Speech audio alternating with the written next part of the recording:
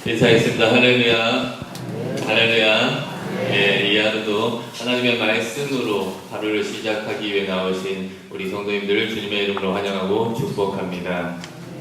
오늘 이 아침에 제가 우리 성도님들과 나눌 말씀의 제목은 이드로를 바꾼 것입니다. 이드로를 바꾼 것. 이 제목으로 함께 출애굽기의 말씀을 나눌 때에 제게 주신 감동이 우리 성도님들에게 감동으로 일어나기를 주님의 이름으로 소원합니다. 저는 오늘 본문 말씀을 대할 때 본문을 두 부분으로 나누어 봤습니다. 18장 1절에서 6절까지 그리고 7절에서 12절까지 이렇게 전반부 후반부로 말씀을 그렇게 나누어서 한번 살펴보려고 합니다.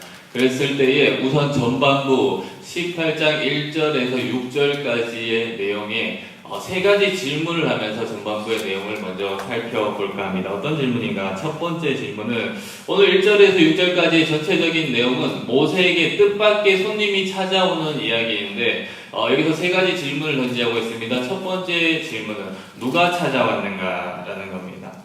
어떤 손님이 모세에게 찾아왔는가? 거기에 대해서 18장 5절은 거기에 대한 답을 하고 있는데 한번 5절을 같이 보시겠습니다. 모세의 장인 이드로가 모세의 아들들과 그의 아내와 더불어 광야에 들어와 모세에게 이르니 온 모세가 하나님의 산에 지신 곳이라. 첫 번째 질문은 누가 찾아왔느냐라는 것이었습니다. 지금 성경은 광야에 진치고 있는 모세에게 광야에서 아말렉과의 전투를 승리를 이끌고 이제 재정비를 하고 있을 모세에게 누가 찾아왔다고 이야기를 합니까? 모세의 장인 이드로가 찾아왔다라고 얘기를 합니다. 모세의 장인의 이름은 성경에서 르우엘 혹은 이드로라고 얘기를 하는데 오늘 본문은 그의 이름을 이드로라고 표기를 하고 있습니다. 그래서 편의상 본문에 맞춰서 이드로로 저도 계속해서 이야기를 해볼까 합니다. 어쨌든 첫 번째 질문, 누가 찾아왔는가? 모세의 장인 이드로가 찾아왔다라는 얘기입니다. 그리고 이어지는 내용은 이 둘의 만남에 관한 이야기인데 여기에 대해서 전체적인 본문의 내용을 풀어가기 위해서 저는 두 번째 질문을 해볼까 합니다. 두 번째 질문은 무엇인가? 모세를 찾아온 장인 이드로, 그는 무엇을 하는 사람이었는가? 라는 질문을 해보고 싶습니다. 줄여서 이드로는 누구인가? 이드로는 무엇을 하는 사람인가? 라는 질문을 해봅니다. 이랬을 때에 본문을 시작하는 18장 1절에 이미 이 모세의 장인의 직분, 그가 뭘 하는 사람인지에 대해서 밝혀놓고 있습니다. 18장 1절인데 제가 앞부분 모세의 장인을 소개하는 부분을 한번 읽어드리겠습니다. 모세의 장인이며 미디안의 제사장인 이드로가로 이렇게 시작을 합니다. 모세의 장인은 무엇을 하는 사람이라 이야기를 하고 있습니까? 미디안의 제사장이다. 여기서 우리는 미디안이라는 단어를 한번 살펴볼 필요가 있겠습니다. 미디안은 아브라함의 네 번째 아들, 그로부터 시작된 민족이 미디안입니다.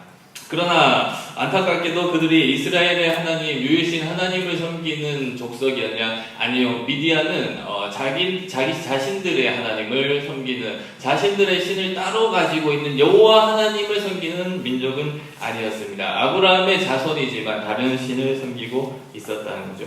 그럴 때에 본문이 소개하는 미디안의 제사장이라고 했을 때에 이드로, 미디안 민족의 제사장이었던 이드로는 여호와 하나님을 섬기는 사람이었겠습니까?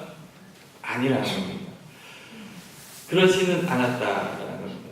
그래서 두 번째 질문, 이드로는 무엇을 하는 사람인가? 미디안의 제사장이었다. 다시 말하면 이방 신을 섬기는 이방의 제사장이었다라는 겁니다. 그리고 이 전반부를 다룰 때 마지막 세 번째 저의 질문은 그러면 미디안의 제사장 또 모세의 장인이었던 이 이드로는 왜 지금 광야로 나왔는가? 왜 광야로 나와서 모세를 만났는가? 하는 것이 세 번째 질문입니다. 이드로는 왜 광야로 나왔는가? 어떤 이유로 광야로 나왔는가 했을 때에 먼저 이전의 이야기를 한번 조금 살펴볼 필요성이 있을 것 같습니다. 본문의 내용은 아니지만 어떤 이유로 광야에 나왔는가 했을 때 모세와 이드로가 헤어지는 장면을 우리는 기억해 볼 필요가 있다는 것입니다. 출애굽기 4장에서 모세와 이드로의 헤어짐에 대해서 18절은 이렇게 얘기를 합니다. 모세가 그의 장인 이드로에게 돌아가서 그에게 이르되 내가 애굽에 있는 내 형제에게로 돌아가서 그들이 아직 살아있는지 알아보려 하오니 나로 가게 하소서. 모세가 이야기를 합니다. 장인어른, 제가 원래 살던 곳으로 돌아가서 내 형제들이 잘 있는지 한번 살펴보고 오겠습니다. 했더니 이드로가 모세에게 편안히 가라 하니라. 그렇게 헤어졌다는 겁니다. 모세는 애굽으로 내가 돌아가겠습니다. 장인은 편안히 가라. 그렇게 사장에서 헤어졌다는 겁니다. 그리고 20절은 그때 헤어질 때의 이야기를 이렇게 얘기를 합니다. 4장 20절, 모세가 그의 아내와 아들들을, 누구를요? 아내와 아들들을 나귀에 태우고 애굽으로 돌아가는데 모세가 하나님의 지팡이를 손에 꼭 잡았더라. 아내와 아내 시보라와 그의 아들들을 나귀에 태워서 모세는 그렇게 장인과 이별하여 애굽으로 돌아갔다라는 것이 4장의 기록입니다. 그런데 오늘 18장 5절에서 6절까지의 기록을 보면 왜 이드로가 돌아왔는가 했을 때에 제가 5절, 우리 성도님들이 6절을 한번 같이 읽었으면 좋겠습니다. 제가 먼저 읽겠습니다. 모세의 장인 이드로가 모세의 아들들과 그의 아내와 더불어 광야에 들어와 모세에게 이르니 곧 모세가 하나님의 산에 지친 것이라.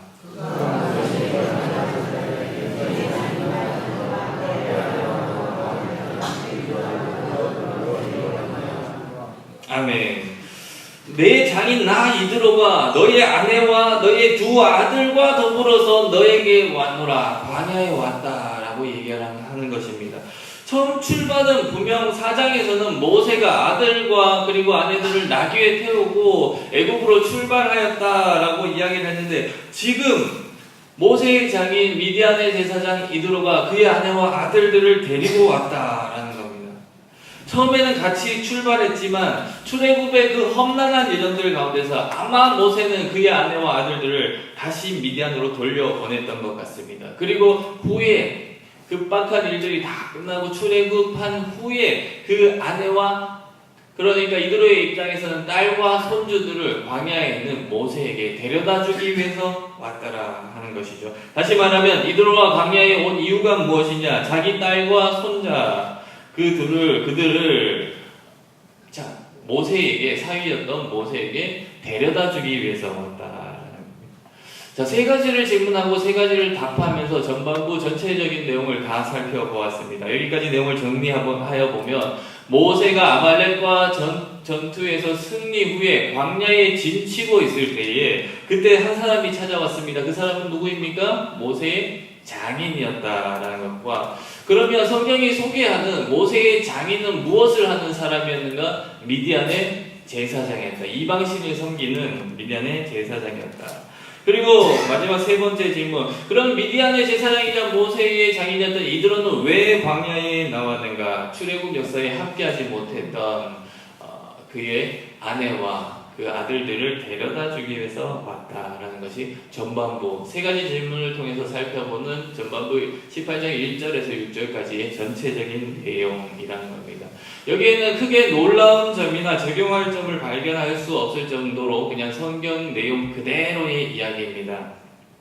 그럼 이제 후반부를 살펴봐야 되는데 18장 7절에서 마지막 구절인 12절까지를 후반부라 하였을 때 우리는 이 후반부의 내용에서 저도 그렇고 우리 성도님들도 아마 그러실 테고 우리 삶에서 정말 이런 일이 일어났으면 좋겠다라는 이야기를 발견하게 된다는 겁니다.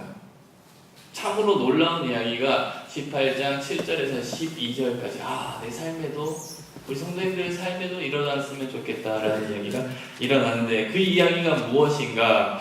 거두절미하고 그토록 우리 삶에 일어났으면 하는 이야기가 무엇인가? 11절을 같이 보셨으면 좋겠습니다. 18절 11절입니다. 같이 읽겠습니다. 이제 내가 알았도다. 여호와는 모든 신보다 크심으로 이스라엘에게 교만하게 행하는 그들을 이기셨도다 하고 이제 내가 알았도다. 여호와는 모든 신보다 크심으로 누구의 입에서 지금 나온 말일까요? 그렇습니다. 앞서 살펴봤듯이 광야에 모세를 찾아왔던 모세의 장인 이드로가 모세를 만난 후에 했던 고백이 바로 이 말 11절입니다. 이 말이 왜 놀라운 고백인가? 왜 우리 삶에서도 이뤄졌으면 하는 고백인가? 앞서 제가 이드로를 어떤 사람, 누구라고 이야기를 했습니까? 무엇을 하는 사람이라고 얘기를 했습니까? 그는 미디안의 제사장이었습니다. 한마디로 얘기하자면 다른 신을 섬기는 다른 신의 제사장이 그렇던 이드로가 지금 놀랍게도 어떤 이야기를 하는가 했을 때에 이방 제사장의 입에서 하나님은 모든 신보다 크시도다 라는 놀라운 고백이 이어지고 있다는 겁니다. 이제 내가 알았도다 여호와는 모든 신보다 크심으로 이방 제사장 미디안의 제사장 이드로의 입에서 이 고백이 나오고 있다는 겁니다. 참으로 놀라운 일이라는 것이죠. 이 아침에 하나님의 전으로 나오신 우리 사랑하는 제주영락교회 성도님들, 이방 제사장 이드로가 미디안의 제사장 이드로가 어찌하여 어떻게 하여서 이 고백을 하게 되었을까요? 과연 무엇이 그러하여금 이 고백을 하게 한 것일까요? 그게 후반부의 전체적인 내용입니다. 18장 7절에서 12절까지의 내용을 살펴보면 우리는 왜 이방의 제사장이 여호와 하나님을 높이는 사건이 일어나는가 보게 된다는 것이죠. 7절을 한번 봤으면 좋겠습니다. 모세는 찾아온 장인을 맞이하여서 그들의 장막으로 데리고 갑니다. 그 장막 안에서 모세는 이드로와 어떤 내용을 다루는가 했을 때에 7절을 먼저 한번 같이 읽어보겠습니다. 7절입니다. 모세가 나가서 그의 장인을 맞아 절하고 그에게 입맞추고 그들이 서로 문안하고 함께 장막으로 먼 길, 미디안에서 먼 길을 온 장인을 데리고 이제 인사를 하고 장막으로 데리고 들어갔다는 겁니다. 그리고 8절 한 번만 같이 더 읽어보겠습니다. 모세가 여호와께서 이스라엘을 위하여 바로와 애굽의 사람에게 행하신 모든 일과 길에서 그들이 당한 모든 고난과 여호와께서 그들을 구원하신 일을 다 장인에게 말하되 먼 길을 거쳐서 왔던 장인에게 모세는 다시 말해서 출애굽의 역사 가운데서 하나님이 자신의 백성과 모세와 함께 하셨던 이야기들을 오랜만에 만난 장인들에게 이야기를 했다는 겁니다. 어떤 이야기를 했겠습니까? 출애굽하기 전까지 있었던 10번의 재앙의 이야기들을 했을 것이고, 그리고 광야를 지나갈 때 구름 기둥으로 불 기둥으로 우리와 함께 하였던 그 하나님의 이야기를 할 것이며, 홍해를 건널 때 홍해 앞에서 있었던 일들, 그리고 먹을 것이 없었을 때에 만나를 주시고 물이 없었을 때에 마사무리바 사건, 바위에서 물이 터지게 하셨던 그 하나님의 이야기들을 지금 먼 길을 찾아온 미디안의 제사장 이드로에게 모세는 하였다는 겁니다. 그리고 그 출애굽의 모든 과정의 이야기를 들었던 이드로의 반응이 어땠는가? 9절부터가 그 이드로의 반응입니다. 9절 애굽 사람의 손에서 구원하심을 어떻게 했다? 기뻐하여 라고 얘기하고 10절 이드로가 이르되 여호와를 찬송하리로다. 그리고 11절 같이 읽어보겠습니다. 11절입니다. 이제 내가 알았도다. 여호와는 모든 신보다 크심으로 이스라엘에게 교만하게 행하는 그들을 이기셨도다. 출애굽의 전 과정, 그 과정 가운데 이스라엘 백성과 함께 하셨던 그 하나님을 만났을 때에 그 하나님의 이야기를 전해 들었을 때에 이드로가 어떤 반응을 보였느냐? 이스라엘의 하나님을 잘 들으십시오. 미디안의 제사장이 이스라엘의 하나님을 기뻐하며 찬송하였다. 나아가서 이제 내가 알았도다. 여호와는 모든 신보다 크심으로 하나님의 위대하심을 이방 제사장의 입술을 통해서 고백하였다 라는 것입니다. 딸과 손자를 데려다 주기 위해서 사위를 찾아왔습니다. 그리고 그 찾아온 곳에서 여호와 하나님의 살아계신 역사의 이야기를, 생생한 그 이야기를 듣고 어떤 사건이 일어났냐? 이방 제사장이 여호와 하나님을 찬양하고 기뻐하고 고백하는 회심의 사건, 괴종의 사건이 지금 여기서 일어나더라 라는 겁니다. 본문의 핵심은 여기 있습니다. 우리 한번 생각해 보셨으면 좋겠습니다. 이드로가 어떤 사람인가? 미디안의 제사장이라고 얘기했지만 미디안에서 모세와 함께 40년을 같이 살았던 사람입니다. 그토록 오랜 시간 모세와 함께 했음에도 불구하고 하나님에 대해서 전혀 관심이 없었던 사람이 누구냐? 미디안의 제사장 이드로였습니다. 히브리인이나 히브리인들의 하나님에 대해서는 40년을 함께 모세와 살아왔지만 전혀 관심이 없던 사람이었다라는 겁니다. 그런데 그 40년 세월 동안 갖게 하지 못하였던 관심이 모세가 광야로 나와서 하나님을 경험했던 그 생생한 2달의 이야기들을 전해드렸을 때에 그의 입술에서 하나님을 고백하는 놀라운 일을 일어나게 했다라는 겁니다. 그러면 우리는 여기서 마무리하는 시점에서 생각해 보아야겠습니다. 과연 무엇이 미디안의 제사장을 다른 신을 섬기던 그 무리의 수장, 이방신의 수장을 여호와 하나님을 고백하는, 하나님의 위대하심을 고백하는 사람으로 만들었겠습니까?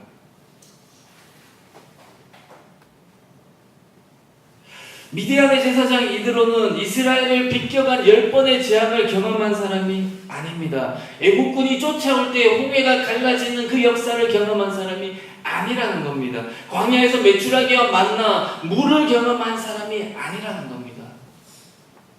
구름기둥 불기둥도 경험하지 못한 사람이었습니다. 그런데 본문은 그런 일을 단 한 번도 경험하지 못한 이드로가 여호와는 모든 신보다 크심으로 지금 회심을 하고 있다라고 얘기를 합니다. 무엇이 이드로를 바꾸었을까요? 이드로가 회심한 이 사건의 이유에 대해서 18장 8절은 그 답을 전합니다. 모세가 여호와께서 이스라엘을 위하여 바로와 애굽 사람에게 행하신 모든 일과 길에서 그들이 당한 모든 고난과 여호와께서 그들을 구원하신 일을 다 그 장인에게 말하며. 이것은 단순히 이야기를 전했다는 것이 아닙니다. 출애굽 전 과정 가운데서 모세와 이스라엘 백성이 경험했던 그 하나님의 은혜와 능력, 그들과 함께 하시면서 그들을 인도하셨던 살아계신 하나님의 생생한 증언들이 이드로에게 전해졌을 때에 지금 이드로는 여호와 하나님을 고백하였다라는 겁니다. 무엇이 미디안 제사장 이드로를 바꾸었는가? 삶에서 살아계신 생생한 하나님의 역사를 경험한 그 경험들이 40년의 세월을 통해서도 바꾸지 못하였던, 관심을 갖게 하지 못하였던 이드로를 불과 두 달의 이야기들로 바꾸어 놓았다. 우리의 삶이 이 이야기를 우리의 삶으로 가지고 왔을 때에 우리 성도님들 삶 가운데서, 가정에서, 직장에서 이 사람이 하나님 앞으로 돌아왔으면 좋겠다라는 인물들이, 사람들이 한 명씩 있으실 겁니다. 이 이드로의 이야기를 통해 볼 때 우리는 그 사람들을 하나님 앞으로 돌아오게 하는 방법, 회심케 하는 방법, 다른 말로 전도하게 하는 방법을 본문을 통하여서 보게 된다는 겁니다. 먼저 우리의 삶이 하나님의 인도하심을 따라서 하나님과 함께하는 삶이 될 때, 우리가 하나님을 경험하며 생생한 그 경험들이 우리 삶 가운데 녹아져 있을 때에 그 모습을 보면서 이드로가 고백했던 것 같이 믿지 않는 사람들은 하나님을 고백할 수 있게 된다는 겁니다. 또 나아가서 우리의 인생 가운데, 우리 성도님들의 인생 가운데 위기가 찾아오고 고난이 찾아오고 그럴 때에 쉽게 좌절하고 세상 사람들과 똑같이 낭망하지 않고 또 세상 사람들처럼 어려움들이 찾아왔을 때 욕하고 그런 모습이 아니라 어려움과 낭만과 위기 상황 가운데서 기뻐하고 평안으로 그 하나님을 잃지 않고 신앙을 잃지 않는 그 모습들을 가졌을 때, 우리의 삶이 힘듦과 낙담하는 상황 가운데서도 하나님을 의지할 때에, 그때의 그 모습을 통하여서 사람들은 우리를 통해 그 하나님을 보게 된다는 겁니다. 여호와 하나님은 위대하시다라는 고백을 하게 된다는 겁니다. 바라기는 저와 우리 성도님들의 삶이 우리가 알고 있는 하나님 앞으로 우리가 데리고 오고 싶은, 전도하고 싶은 그 사람들을 돌이키기 위해 우리가 무엇을 해야 하는가? 그랬을 때 우리 신앙의 모습이, 일상생활들의 모습이 생생한 하나님에 대한 증언들로 넘쳐나야 된다.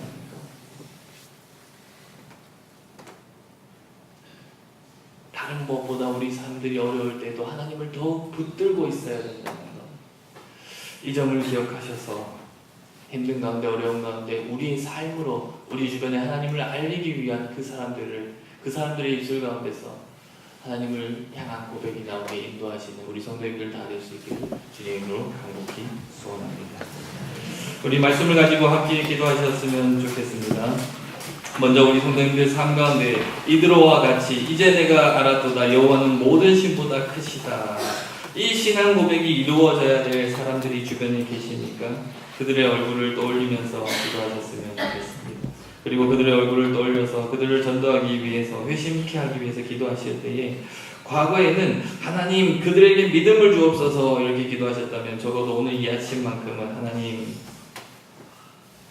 하나님을 향한 나의 모습을 통하여서 하나님을 향한 나의 신앙을 통하여서 그들이 살아계신 하나님을 보고 하나님을 깨달을 수 있도록 내가 먼저 하나님과 함께하는 삶을 살겠습니다 결단하여 기도하시고 그 모습을 통하여서 그가 돌아오게 하옵소서 그가 하나님을 알게 하옵소서 함께 기도하셨으면 좋겠습니다. 또한 우리 기도가 필요한 우리 성도님들 주변의 삶에서 가정에서 직장에서 기도가 필요한 사람들의 얼굴을 떠올리시고 중보기도 해주시고 교회를 위하여서 출타 중에 계신 또 위임 목사님을 위하여서 또 여러모로 있을 교회 여러 일들을 위해서 생각나시는 대로 교회를 위해서 함께 기도하면 좋겠습니다. 우리 함께 기도하며 나가겠습니다. 하나님 감사합니다. 오늘도 우리에게 말씀을 주시고 우리의 생각을 깨워주시니 감사합니다. 하나님 우리 주변에 하나님 앞으로 돌이키고 데리고 오고 회심시켜야 될 참 많은 사람들이 있습니다. 하나님 과거에는 우리가 그들을 데리고 올 때에 여러 가지 다른 이유들로 다른 것들을 장점으로 세우며 교회에 가자 이야기를 했다면 이제 우리 성도님들의 삶 가운데 말씀을 통하여 우리가 깨닫기는 하나님 우리의 삶이 먼저 하나님 앞에 설 때에 우리가 고난 가운데 있을지라도 위기 가운데 있을지라도 하나님 붙들고 나아갈 때에 우리에게 그 생생한 증언들이 넘쳐날 때에 이드로가 하나님을 고백한 것처럼 우리 주변에 많은 사람들이 하나님을 고백할 것을 믿사오니 먼저 우리를 하나님 앞에 신앙 안에서 단단히 세워주시옵소서. 그 모습을 통하여서 많은 사람들이 하나님 앞으로 돌아올 수 있게 하는 우리 믿음의 성도님들, 제주연합교회 성도님 될 수 있도록 인도하여 주옵소서. 또한 가정에서, 교회에서, 직장에서 여러 가지 제목으로 하나님 앞에 기도하여 드렸을 때에 하나님은 전혀 알지 못하지만 하나님의 놀라우신 능력으로 그들과 함께 그 제목들을 들으시고 이루시는 하나님을 경험케 하여 주시옵소서. 위임 목사님 출타 중에 계십니다. 하나님 건강부터 행하는 모든 일들까지 하나님의 영광으로 덮어주셔서 그 모든 일들이 돌아와 우리 제주연합교회에 크게 쓰임받는 일들 될 수 있도록 순서 과정을 인도하여 주옵소서. 이제 삶으로 돌아갈 텐데 삶 가운데서도 하나님 의지하며 하나님 붙잡고 살아가는 우리 믿음의 성도님들 될 수 있도록 인도하여 주옵소서. 함께 하실 줄 믿사하며 사랑하는 주 예수 그리스도 이름으로 기도드립니다.